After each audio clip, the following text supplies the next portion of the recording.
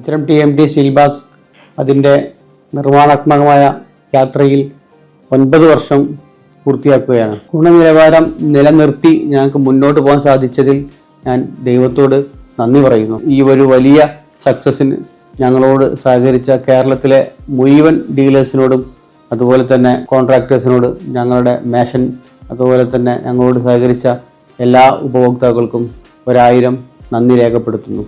9 വർഷം പൂർത്തിയാക്കിയ ഞങ്ങൾ വളരെ സന്തോഷത്തോടു കൂടി ഈ വർഷം 550D ലോഞ്ച് ചെയ്യുകയാണ്.